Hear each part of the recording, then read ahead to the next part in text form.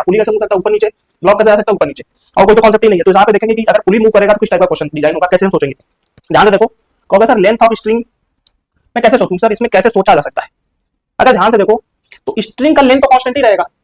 अगर मैं यहाँ से लेके यहाँ तक लेंथ x1 मान लेती हूँ या मान लेता हूँ, यहाँ से यहाँ तक लेंथ कितना है x2 है और पुली मासलेस है, तो ये कह सकते हैं क्या x1 plus x2 equal to है। ये कैसे बोला कि लेंथ ऑफ स्ट्रिंग क्या होगा, लेंथ ऑफ स्ट्रिंग क्या होगा, वो कांस्टेंट होगा, जिसको मैंने मान लिया कितना l।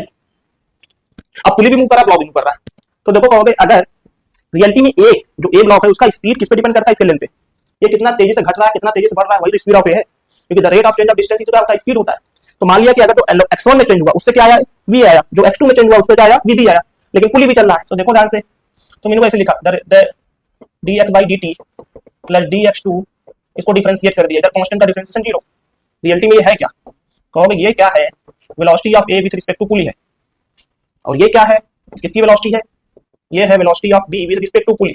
ध्यान से देखो पुली भी चल रहा है, तो इसको कैसे लिख सकते हैं, इसको लिख सकते हैं velocity of a minus velocity of p equal to velocity of b minus velocity of p।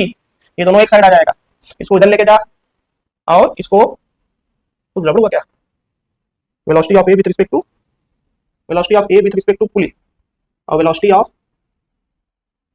इसको मैं ऐसे लिख देता हूं कि velocity of a with respect to pulley plus